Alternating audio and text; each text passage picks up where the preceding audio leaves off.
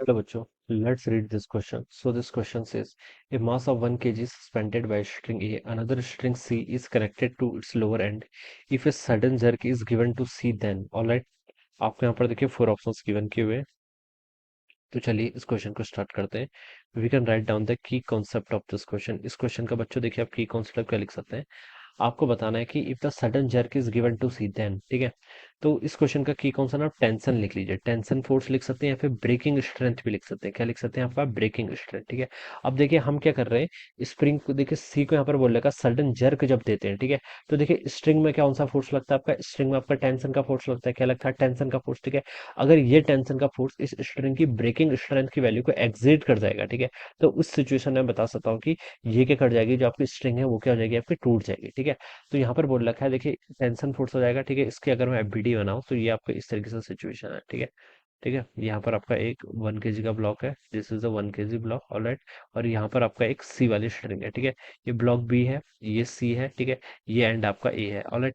अब बोल रखा है कि mass 1 kg suspended by string A, another string C is connected to its lower end, ठीक है। If a sudden jerk is given to C, ठीक है। अगर हम सी को एक सडन जर्क देते हैं, तो देखिए सी को अगर हम जर्क देंगे तो ये क्या होगा, एक सडन, देखिए सडनली आपका सडन बोला तो मतलब स्मॉल टाइम इंटरवल, यानी कि एक इंपल्सिव फोर्स लगा, a large amount of force लगेगा for a very small time interval, जिसे हम क्या बोलेंगे, इंपल्सिव फोर्स।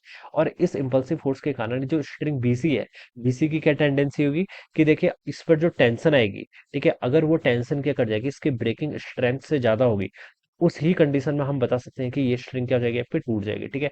ये स्ट्रिंग आपकी टूट जाएगी, ठीक है। तो पहले आपके यहाँ पर जो स्ट्रिंग है बीसी, वो टूटेगी, ठीक है। उसके बाद देखिए अगर हम स्ट्रिंग को खींचते हैं तो इस पर वेव प्रोपेगेट करेगी, उसके बाद ठीक है, ये जो आपका ए बी है, ए बी वाले पोर्शन में भी फिर वेव का आगे क्या होगा, आपका प्रोपेगेशन होगा, ठीक है। लेकिन उससे पहले हमें बता सकते हैं कि पहले आपकी जो बीसी वाली स्ट्रिंग है वो क्या कर जाएगी, आपकी टूट जाएगी। अगर आपका जो इंपल्सिव फोर्स है वो क्या होगा, इसकी ब्रेकिंग स्ट्रेंथ से क्या होगा, आपका ज्यादा होगा, ठीक है। तो हम बता सकते हैं कि आपका ऑप्शन में देखिए ए पे लिखा था portion of A B of the string will break, ठीक है, ए बी पोर्शन ब्रेक होगा। तो ये रॉन्ग है, ए बी पोर्शन भी ब्रेक हो सकता है लेकिन पहले आपका बीसी होगा, ठीक है। अगर सडन जर्क सी को दे रहे हैं तो पहले आपका बीसी की टूटने की कंडीशन है। बी पे लिखा था portion BC of the string will break, तो ये वाला स्टेटमेंट ट्रू होगा। सी पे लिखा है none of the string will break, this is also incorrect. D पे लिखा था mass will start rotating, this is also incorrect, ठीक है। तो ऑप्शन बी इसका राइट आंसर होना चाहिए।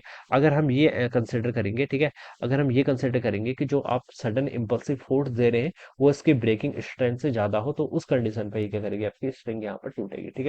तो बी वाला ऑप्शन इसका अप्रोप्रिएट होना चाहिए, ऑलराइट। बी वाला ऑप्शन क्या होना चाहिए इसका appropriate answer. So this would be the correct answer. So I hope you all understood this concept. All the best and thank you so much.